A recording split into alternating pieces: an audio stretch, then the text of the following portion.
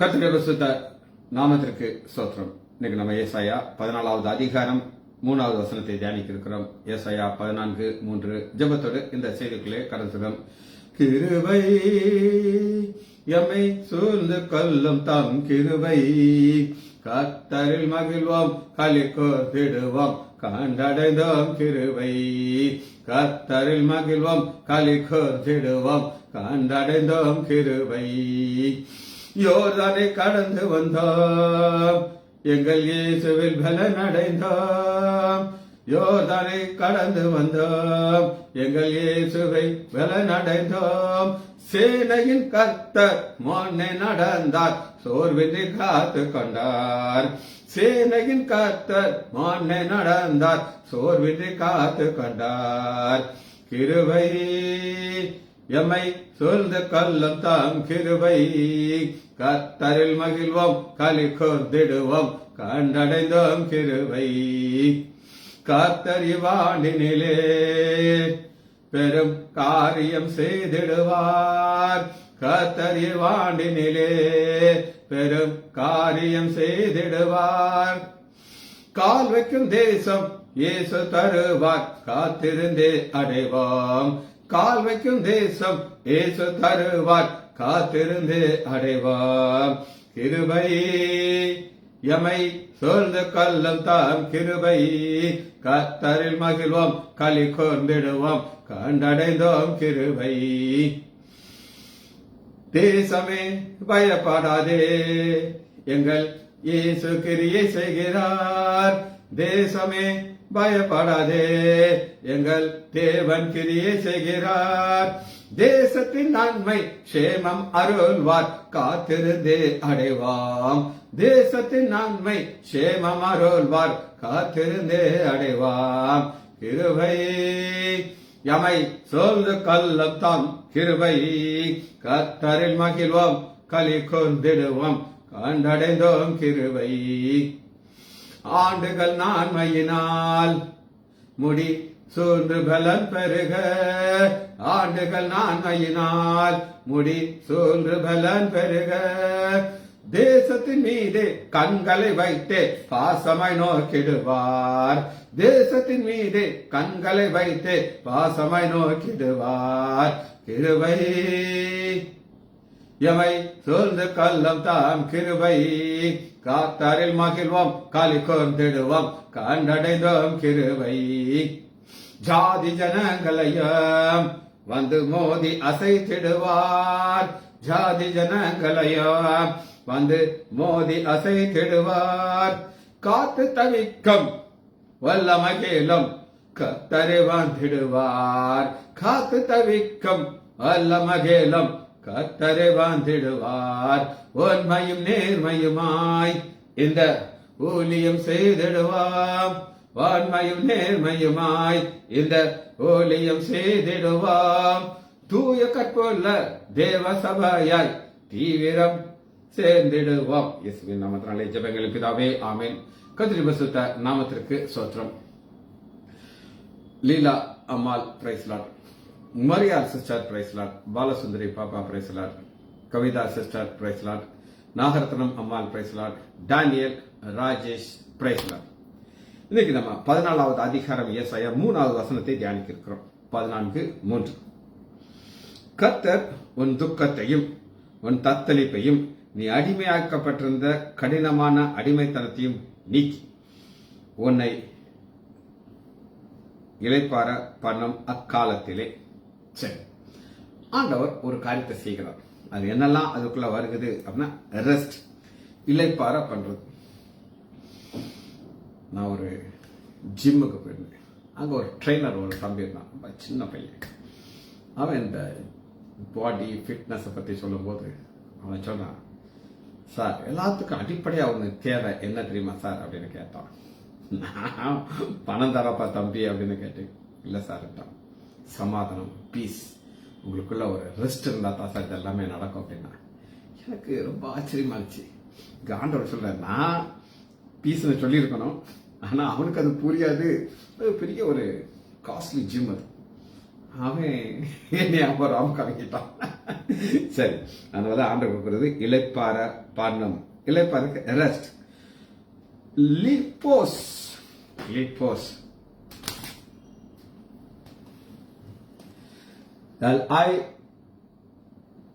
L-I-P-O-S. லியோபோஸ். லிப்போஸ். லிஐபோஸ். லியோபோஸ். Rest. இது ஒரு கிரேக்க வார்த்தை.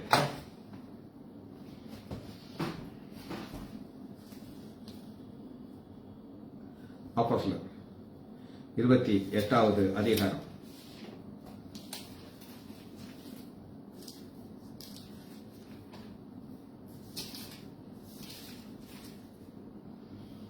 ஒன்பதாவது வசனம். 28:9. இது நடந்த பின்பு தீவிலே இருந்த மற்ற வியாதிக்காரர் குணம் ஆக்கப்பட்டார்கள். இந்த குணமாக்கப்பட்டவர்கள் நம்ம ஹீலிங் தான் நம்ம புரிஞ்சுக்கிட்டு இருக்கோம். ஆனா இங்க என்ன வார்த்தை ஆவியானவர் எழுதி வச்சிருக்காருன்னா லியோபோஸ்ங்கிற ஒரு வார்த்தையை எழுதி வச்சிருக்காரு. ஏன்னா அந்த நோயில் இருந்தவங்களுக்கு தான் இந்த கஷ்டம் வேதனை தெரியும். இந்த வேதனை கஷ்டம் எல்லாம் போய் இப்ப அவங்க ரெஸ்ட் எடுத்துக்கிட்டு இருக்காங்க. அதுக்கு லியோபோஸ். நம்ம எல்லாருக்கும் தெரிஞ்சு புரிந்து பலமுறை சொன்ன வாசனம் மத்தேயு 11வது அதிகாரம் 29வது வசனம். நான் சாந்தமும் மனத்தாழ்மையாக இருக்கிறேன், என் நுகத்தை உங்களை தேர்த்துக் கொள்ளுங்கள், அப்பொழுது உங்கள் ஆத்மாக்கு இளைப்பாறுதல் கிடைக்கும். ரெஸ்ட். லியோபோஸ் கிடைக்கும். சரி, இது முதல் வார்த்தை. ரெண்டாவது என்ன பார்க்கிறோம் அப்படின்னு கேட்டீங்கன்னா, என்னெல்லாம் உங்களுக்கு இளைப்பாறுதல் கிடைக்கும் ஆண்டவர் சொல்லுகிறார். 3வது வசனம். கர்த்தரின் துக்கத்தையும் தத்தளிப்பையும். துக்கம் தத்தளிப்பு இந்த இங்கிலீஷ் பைபிள்ல எதிர்க்குதுன்னா பெயின் அப்படின்னு போட்டு. பெயினுக்கு கிரேக்க வார்த்தை போனோஸ். போனோஸ். பெயின். போனோஸ். PONOS. பனோஸ். பனோஸ். பெயின். இது நம்ம ரெகுலராக யூஸ் பண்ற ஒரு வார்த்தை. போனோஸ்ங்கிறது எனக்கு வலிக்குது, அங்க வலிக்குது, இங்க வலிக்குது. வாசிப்போமா? வெளிப்படுத்துதல் 14வது அதிகாரம் 10வது 16:10. அப்பொழுது ராஜ்யம் இருளடைந்தது, அவர்கள் வருத்தத்தினாலே தங்கள் நாவுகளை கடித்துக் கொண்டு தங்கள் வருத்தத்தினாலும் தங்கள் புண்களினாலும் பரலோகத்தை தூஷித்தார்கள், மனம் திரும்பவில்லை. அப்ப இது என்ன அர்த்தம் அப்படின்னு கேட்டீங்கன்னா, ஒரு பெயின் வேதனை உங்களுக்கு வரும் பொழுது அதனுடைய காரணத்தை நம்ம புரிஞ்சுக்கணும். ஆண்டவர் ஒரு சிக்ஷை அப்படின்னு சொல்லணும். ரைட். இன்னொரு அதே வார்த்தை ஓடின். ஓடின். ஓ போட்டிருக்கேன். அதில் மேல ஒரு கோடு போட நான் போட விட்டுட்டேன்.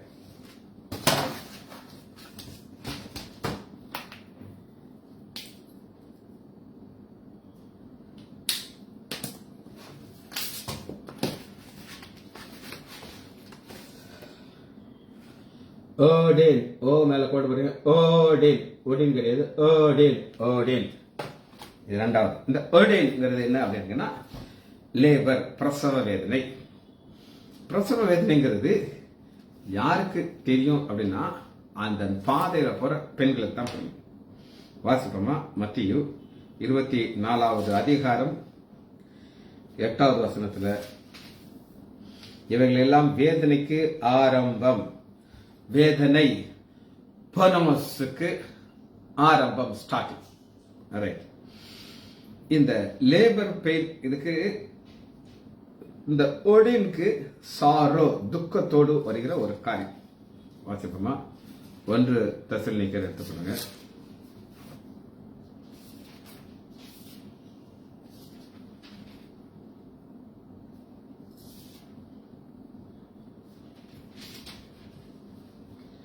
ஐந்தாவது அதிகாரம் 3வது வசனத்துல எப்படி ஒரு லேபர் பெயின் திடீர்னு வருமோ, சமாதானமும் சாக்கியமும் உண்டாகும் என்று அவர் சொல்லும் பொழுதே கர்ப்பவதியானவர்களுக்கு வேதனை வருகிறதில்ல, கர்ப்பவதியானவர்களுக்கு ஓடின் அப்படின்னு சொல்றாங்க. இந்த ஓடின் இந்த பெயின்லயே ஒரு ஹையஸ்ட் பெயின், இதை விட ஒரு பெரிய பெயின் யாராலையும் பார்க்க முடியாது. லேபர் பெயின்லாம் ஒண்ணுமே கிடையாது. இது நம்முடைய ஆண்டவராகிய இயேசு கிறிஸ்து சிலுவையில் வந்த பாடுகளை அப்போஸ்தலர் 2வது அதிகாரம் 24வது வசனம், தேவன் அவருடைய மரண உபாதையின் கட்டுகளை அவிழ்த்து. இந்த மரண உபாதையின் கட்டை தான் நம்ம அப்படின்னு பார்க்கிறோம். சரி, மூன்றாவதாக முதல் உங்களுக்கு ரெஸ்ட் காமிச்சிட்டேன், பெயின் காமிச்சிட்டேன். 14வது அதிகாரம் 3வது வசனத்துல உங்கள் துக்கத்தையும் தத்தளிப்பையும் அடிமைப்பட்டிருக்கிற கடினமான அடிமைத்தனத்தை நீக்கி, அடிமைத்தன வேலை, அடிமைத்தனம் இருக்குது. அந்த அடிமைகள் என்ன செய்வாங்க? வேலை வாங்குவாங்க. இங்கிலீஷ் பைபிள்ல சர்வீஸ் அப்படின்னு போட்டிருக்கு.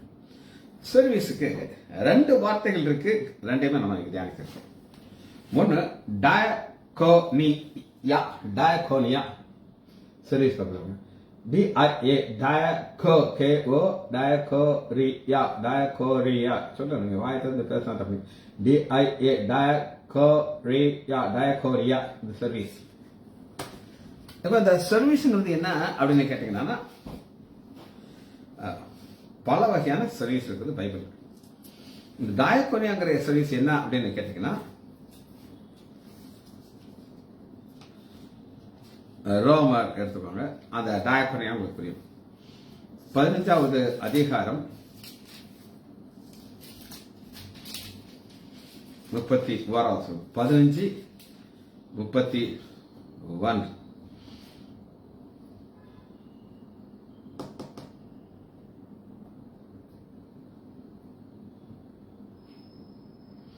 யூதாவில் இருந்து பரிசுத்தவான்களுக்கு செய்ய போகிற தர்ம சகாயம் அங்க.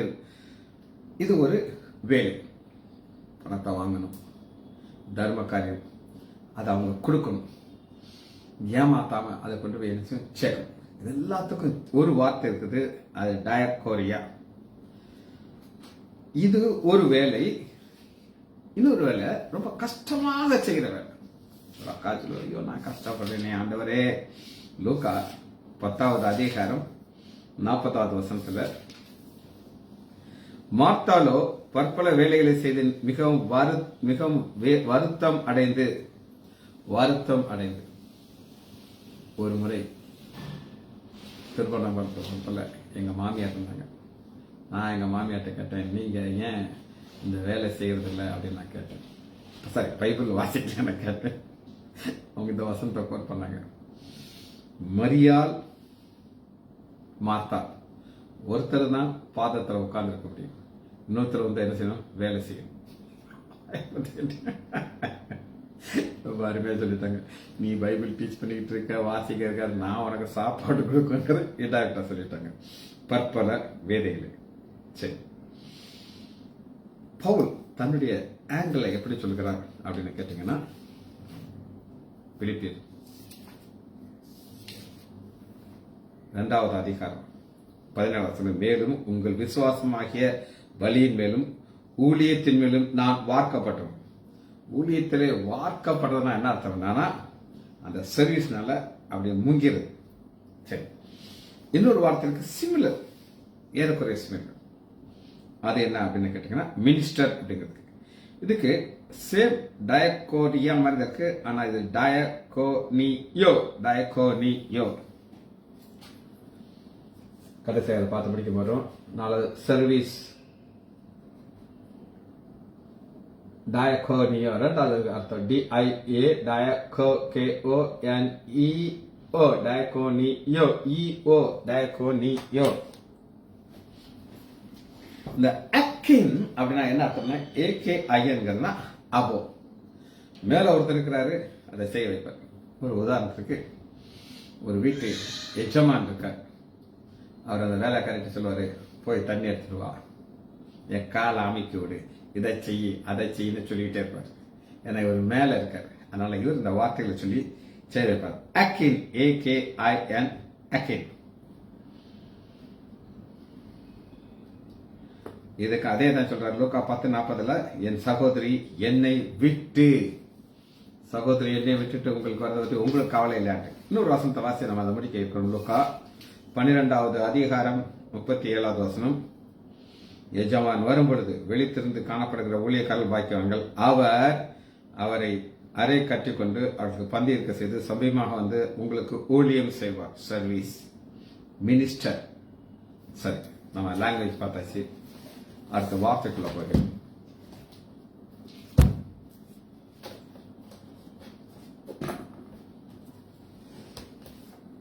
இதில் திரும்ப நான் உங்களுக்கு வசனத்தை வாசிக்கிறேன். ஏசாயா 14வது அதிகாரம் 3வது வசனம். உன்னை இளைப்பாற பண்ணும் அக்காலத்திலே. அக்காலம்ங்கிறது குறித்து நான் உங்களுக்கு கண்டினியூஸ் செய்தி சொல்லியிருக்கிறேன் கொரோனா நேரத்தில். அப்ப அது ஒரு காலம், அது வரப்போகிற காலம். இன்று அது கிடையாது, ஆனா வரும்.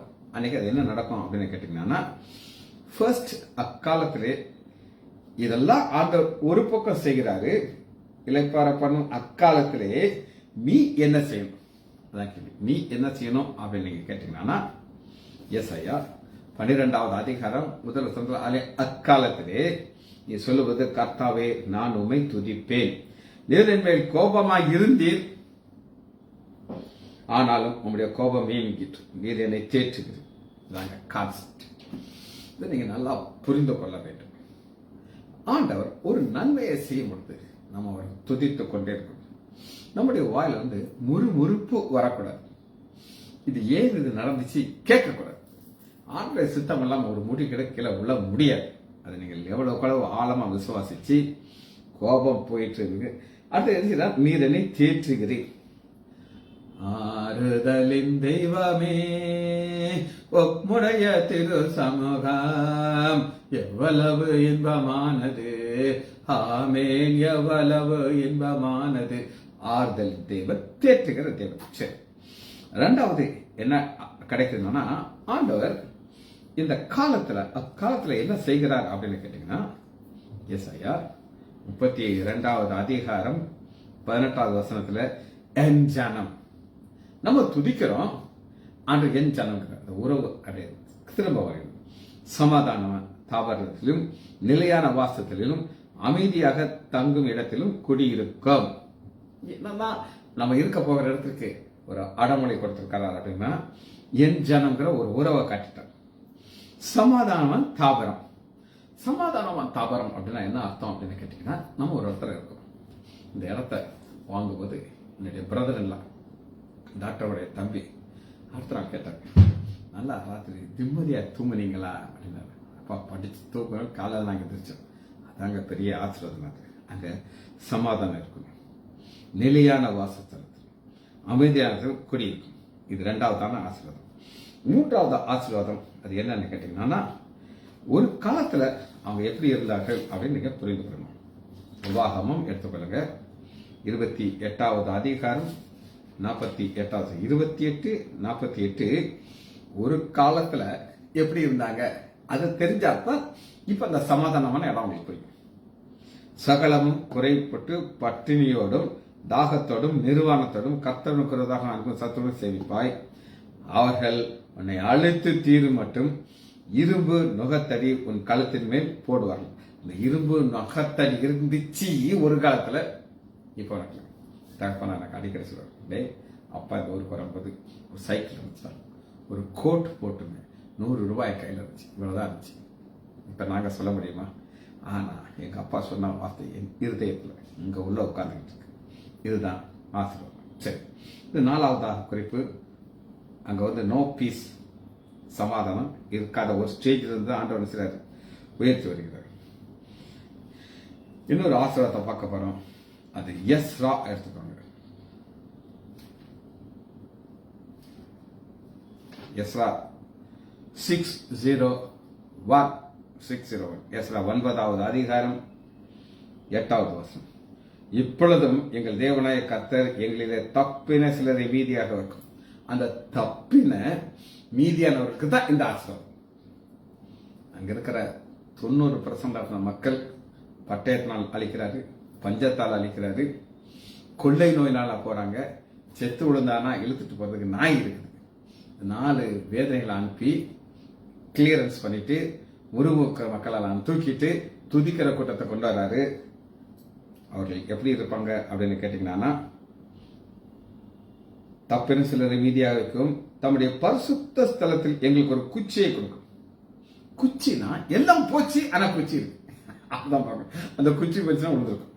இப்படியே எங்கள் தேவன் எங்கள் கண்களை பிரகாசிப்பித்து, நுகத்தடி போயிடுச்சு, இரும்பு நுகத்தடி வச்சிருந்தாங்க போயிடுச்சு, எங்கள் அடிமைத்தனத்திலே எங்களுக்கு கொஞ்சம் உயிர் கொடுக்கவும் அவர்களை கொஞ்ச நேரமாக கிருபை கிடைத்தது. நாங்கள் அடிமைகளாக இருந்தோம், ஆனாலும் எங்கள் அடிமைத்தனத்தை எங்கள் தேவனை கைவிடாமல். இது நன்றியை மறக்காத எஸ்ரா. மற்றவங்களாம் அதை மறந்துடுறாங்க, எஸ்ரா மறக்க மாட்டாங்க. காரணம், இவர் மீதியானவர்கள் தங்களை பார்க்குறாரு. இந்த மீதியானவர்கள் நீங்க உங்களை பார்க்குறீங்களோ அன்னைக்கு தான் உங்களால் ஒரு முன்னேறி போக முடியும். அந்த முன்னேறி போகணும் அப்படின்னு நீங்க நினைச்சீங்கன்னா இந்த அடிமைத்தனத்திலிருந்து விடுதலையை ஆண்டவர் கொடுப்பார். ஆனா நீங்க அதை மறக்கக்கூடாது. நம்ம போன பாதையை மறக்க கூடாது. சரி, அடுத்த ஆசீர்வாதத்தை பார்க்கிறோம். சகரியா 8வது அதிகாரம் 2வது வசனம். சகரியா 8:2. இது ஆண்டவருடைய சைட்ல இருந்து என்ன செய்யறாரு? சீயோனிடத்திலே திரும்பி, 2வது வசனம், நான் சீயோனுக்காக கடும் வைராக்கியம் கொண்டேன், அதற்காக மகா உக்கிரமான வைராக்கியம் கொண்டேன் என்று சேனைகள் கர்த்தர். இந்த சேனைகளின் கர்த்தனாலே அங்க ஒரு யுத்தம் நடக்குது. எந்த யுத்தம் அப்படின்னு நீங்க கேட்டீங்கன்னா, சாத்தான் இந்த சீயோனுக்கு இவங்க போய் சேரப்படாது எப்படியாவது ட்ரை பண்ணும். அட்டென்ஷனை டைவர்ட் பண்ணி ஒரு பாவத்தை கொண்டு போய் பாவமான பாதையில கொண்டு போய் டைரக்ஷன் மாத்திட்டே இருக்காங்க. ஆண்டோடைய கிருபை என்ன செய்யுதுன்னா ஒரு வைராக்கியத்தை, அது உக்கரமான வைராக்கியம். என் பிள்ளைய சாப்பா தொடக்கூடாது, என் பிள்ளை சீவனுக்கு வந்து சேரும் அப்படின்னு சொல்லி அவருடைய வைராக்கியத்தின் நிமித்தம் தான் இந்த சமாதானம் கிடைக்கும். நம்முடைய எஃபர்ட்னால கிடையாது. அதனால ஆண்டவர் என்ன சொல்லுகிறார் அப்படின்னு கேட்டீங்கன்னா, 3வது, நான் எருசலேமுக்கு சீயோனுக்கு திரும்பி எருசலேம் நடுவிலே வாசம் பண்ணுவேன்.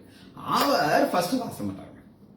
ஒரு பாவம் நடந்த உடனே உடன்படிக்கை பெட்டியை கொண்டு போனானா இவங்க ஜெயிச்சிடணும்னு நினைச்சாங்க. அந்த எதிரிகளாம் சொல்றாங்க, ஐயோ ஒரு பயங்கரமான கடவுளுடைய உடன்படிக்கை பெட்டி வந்துச்சு, நம்மளாம் தோத்தோன்ற. ஆனா ஆண்டவர் இல்லை, அப்படி அவங்க அழிச்சிட்டார். ஆனா திரும்ப வருவேங்கிறார். எருசலேம் சத்திய நகரம் என்றும் சேனையுடைய கர்த்தரின் பர்வதம் பரிசுத்த பர்வதம் என்று அழைக்கப்படும் என்று கர்த்தர் சொல்லுகிறார். என்ன அப்படின்னு கேட்டீங்கன்னா, நம்முடைய பிதாவாக்கிய தேவன் பரிசுத்த தேவன் நம்மகிட்ட என்ன எதிர்பார்க்கிறான்னா, நான் பரிசுத்தர் ஆகியால் நீங்களும் பரிசுத்தமா இருங்கள் அப்படிங்கிறார். இதை நீங்க புரிந்து கொண்டதற்கு இதுல ஒரு கை வச்சுக்கோங்க. அந்த இது எப்படி இருந்துச்சு அப்படின்னா, பழைய நிலைமை உங்களுக்கு நான் காட்டுறேன். ஏசாயா 1வது அதிகாரம்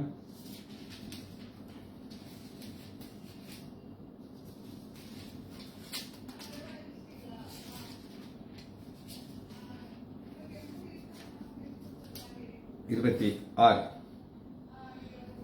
பழைய நிலைமைக்கு கொண்டு வருகிறார். உன் நியாயாதிபதிகளை முன்னிருந்தது போலும் உன் ஆலோசனை கரைமை ஆதி இருந்தது போலும் திரும்பவும் கட்டளையிடுவேன், பின்பு நீ நீதிபுரம் என்றும் சத்தியம் என்று இது சொன்னாரு, நிறைவேற்றார். ஆண்டவர் சொன்னா செய்வார். சியோன் நியாயத்தினாலும் அது திரும்ப அவர்கள் நீதினாலும் மீட்கப்படுவார்கள். இது ஆண்டவர் எஸ்ஐல ஆரம்பிச்சாரு, ஆனா செய்து முடிக்கிறார். சகரியா 8வது அதிகாரம் 8வது வசனத்தை வாசிக்கிறவங்களுக்கு, அவர்களை அழைத்துக் கொண்டு வருவேன், அவர்கள் எருசலேமின் நடுவில் குடியிருப்பார்கள், அவர்கள் எனக்கு உண்மையும் நீதியுமான ஜனங்கள். உண்மையும் நீதியுள்ள ஜனங்கள் அப்படின்னா என்ன அர்த்தம் அப்படின்னு கேட்டீங்கன்னா, நேரம் கிடைச்ச விற்கிறது. அந்த விக்ரம் அவங்க மட்டும் எழுந்துகிட்டே இருக்கும். எரேமியா சொல்வாரு 14வது அதிகாரம் 1 வசனத்துல,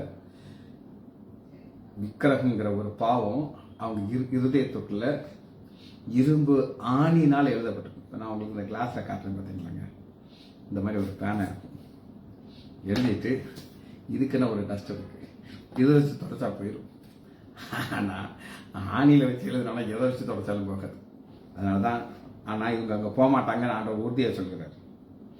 அவர்களை அழைத்துக் கொண்டு வருவேன், அவர்கள் எருசலேமின் நடுவிலே குடியிருப்பார்கள், அவர்கள் எனக்கு உண்மையும் நீதியுமாக ஜனமாப்பார்கள், நான் அவர்களுக்கு தேவனா இருப்பேன் என்று சென்றார். சரி, கடைசி ஒரு வசனத்தை வாசி நம்ம முடிக்க இருக்கிறோம்.